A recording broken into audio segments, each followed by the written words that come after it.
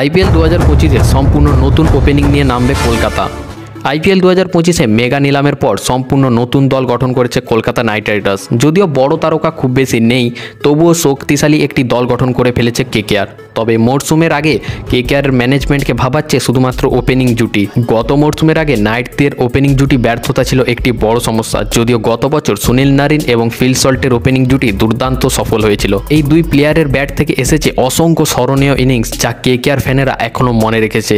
এবং এই দুইজন ভালো ব্যাটিং করার জন্যই কেকেআর কিন্তু একটা বড় জায়গায় অর্থাৎ চ্যাম্পিয়ন হতে পেরেছে।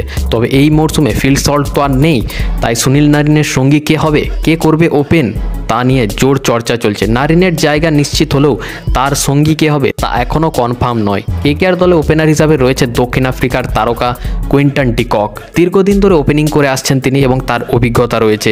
তাছাড়া ওপেনিং করার ক্ষেত্রে আজিঙ্ক্য রাহানেও কিন্তু রয়েছে। রাহানে অধিনায়ক হওয়ার দৌড়ে কিন্তু সবার থেকে আগে এগিয়ে।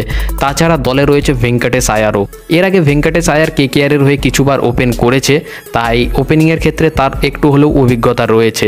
তবে ক্রিকেট বিশেষজ্ঞদের মতে ওপেনিংয়ে নারিনের সঙ্গী হিসাবে রাহানে থাকবে, কারণ রাহানের মতো ব্যাটার ওপেনিং ছাড়া কেকেআর দলে জায়গা পাওয়া খুবই কঠিন। মিডিল অর্ডারে কেকেআরে বেশ ভালো প্লেয়ার রয়েছে, তাই রাহানে হয়তো সেই জায়গায় স্থান পাবে না। তবে যদি কেকেআরের অধিনায়ক হয়, হয়তো তিনি ওপেনিংয়ে আসতে পারে। তাছাড়া তিনি এখন রঞ্জি ট্রফিতে কিন্তু খুব ভালো পারফর্ম করছে, তাই হয়তো কেকেআর টিম ম্যানেজমেন্ট ভাবছে রাহানেকে ওপেনিং করানোর জন্য। কেকেআরের ওপেনিং জুটি কোন চমক আনতে পারে তা দেখার বিষয়। নতুন জুটি দলের সাফল্যে কতটা ভূমিকা রাখতে পারে সেটা এখন বড় প্রশ্ন। নাইট ভক্তরা অধীর আগ্রহে অপেক্ষা করছে কেকেআরের নতুন জুটির পারফরম্যান্স দেখার।